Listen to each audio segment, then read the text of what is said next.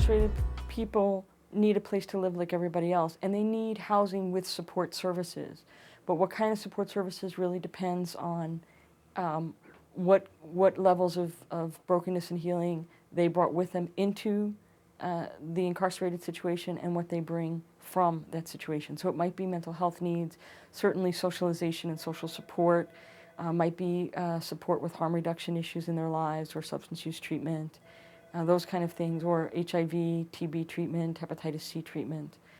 Putting people in scatter site apartments in the community is very helpful in terms of normalization, and people integrate with other people in the community, but it helps to cluster some of those apartments so people know that they can walk 2 blocks and visit a friend.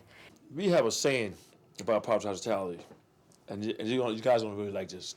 Mm-hmm. The saying is that private hospitality is like an umbilical cord. They won't let you go. They won't cut you loose. That's the bottom line. They don't cut you loose. All right? They look out for their people. They look out for their people. You know what I'm saying? If the people want it, they gotta want it. 2 things. I wanted it, I got tired. Both. They go hand in hand. Every consumer that comes to our program starts at the supervised setting. We get to know the consumer, know the areas of focus that needs to be with the individual person. For some, it's money management. For some, it's daily living skills. For some, it's medication compliance. For some, it's dealing with crisis. So at that point, we kind of learn, we get to know the individual. So therefore, we develop a service plan for the individual, identifying his goals, his objectives, and interventions, and what we call action plans in terms of how to work with the individual. You know, and it's amazing, the basic things, just basic things, the boundaries that they come up against when they're trying to access services, like having an ID and how to go about getting an ID, having a social security card and how to go about having that. You know, even just how to talk to people when you go into these facilities, how to make things happen. And a lot of our women don't know how to do that, you know. And for some of our women, they've never had an ID. Some of our women have never had a social security card. We enable them to do better by way of offering them a treatment and a housing and an employment opportunity. And we do that, and I think it's a very carefully laid out kind of way that they know about, and they know where they need to go and what they need to do to get there.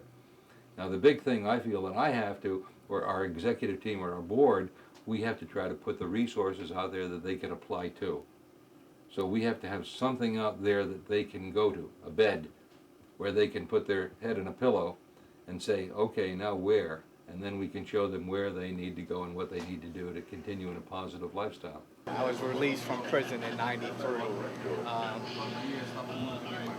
And I think I was so interested in Father's program because he covered so many different things. Not only the housing, but he also offered job training and treatment for my alcoholism, along with the housing and educational opportunities. No one wants to get out of prison and get on welfare. Nobody wants to get out of prison and struggle off $5 an hour minimum wage. So that's why recidivism is so high. I haven't gotten rich, but spiritually I have. You know what I mean? I never thought I would be able to accomplish the things I did. You know what I mean? The mission statement of our agency is to create a taxpayer. Creating two words, creating taxpayers. That's our mission statement. That's what we're all about.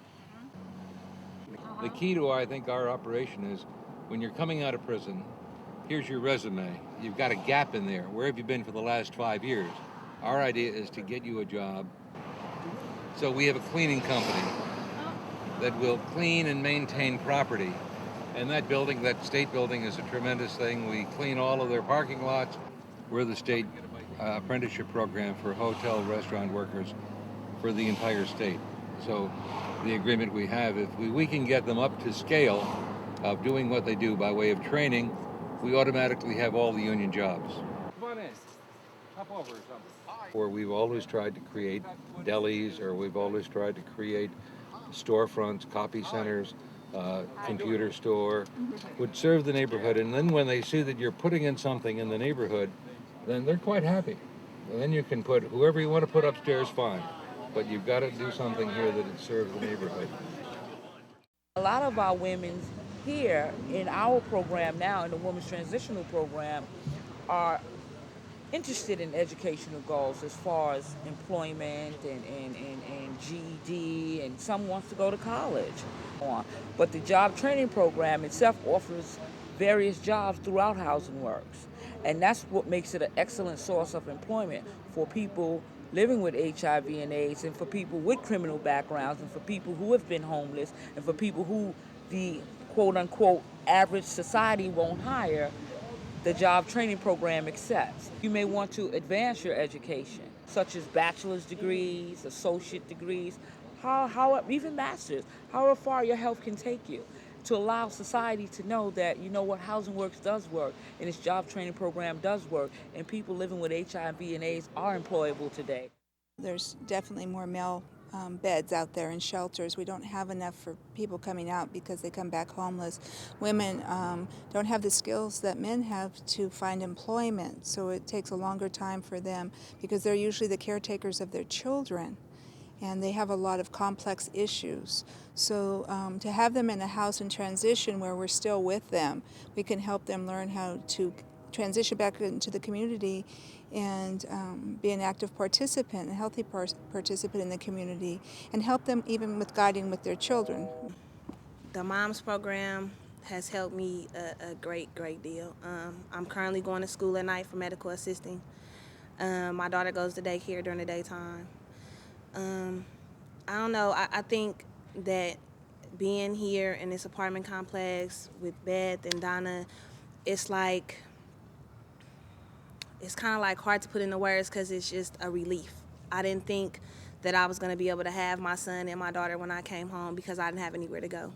Our major focus is to work with folks to begin to build back a foundation on which they can base a healthy and empowered life that engenders self-respect, that encourages people to take responsibility for the things that they do and the things that they feel, that puts people back into a place where they're going to become a partner in their communities and can feel good and strong about what they do and how they do it.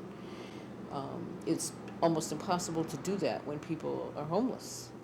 So the housing piece in this program is a crucial link in being able to rebuild in folks the ability to take care of themselves, to build the skills that they need to be able to manage their lives, and to learn how to learn the skills that are necessary for them to take control of themselves. My ultimate goal is just to, to be the person that I am today, to be there for my children, to be there for my family, to be there most importantly for myself, and not to look back. Sometimes it's okay, to think about where you came from, to, like that mental ruler, to see the progress you made, but just to stay right where I'm at, man, and to stay close to this program. Well, we just had a cookout, a couple of weeks ago, and the Christmas parties and you know what I'm saying? And for somebody that's in jail that, don't have family, don't have no support on the outside, really want to get in a program like that. And like for people that are starting programs, I'd say, put your heart in it first, you know what I mean? Because I'm and I'm not like trying to sell the program, but that's what the program is all about. When you move in here, you sit down with your case manager and draw out an action plan on what your plan is to, what you want to do once you get here. So basically, when you agree to move in here, you're agreeing to eventually either go to school, find work, and whatever you have a problem with, that's where the case managers come in. They're very resourceful with things like that. I spent 24 of the last 30 years in prison. All right, I'm 52, I'll be 53 years old tomorrow. And this is the first time in my life that I feel like, I'm really taking advantage, the good advantage of living. I don't have to do a lot of things, but what I do, I have fun doing. You know, like I said, I work for Fortune with the ATI program with young kids who, unfortunately, are going through what I went through years ago. We're just trying to put a stop to it right now before it escalates to something worse. And like I said, I have my own apartment. I've had an apartment since April. That's a good experience to have your own, you know. And what happened, what I found out too, my family now, they look at me in a different light. They don't look at me like expecting me to fail. For once in life, they're like really proud of me. The one thing that's good about Fortune Society is that, you know, I don't even feel, they make me feel like a person, like I belong somewhere. You know, and that's a feeling that's horrible for a person, that they don't belong anywhere. So immediately when I came to the door, they welcomed me with open arms, as if we was family. Right now, my major goal is to seek gainful employment, that way I can support myself, you know, on my own. Second thing I would like to do is get my own apartment. And, you know, both of those, they're realistic goals, but they're going to be hard goals to fulfill, though. But I'm ready for the fight.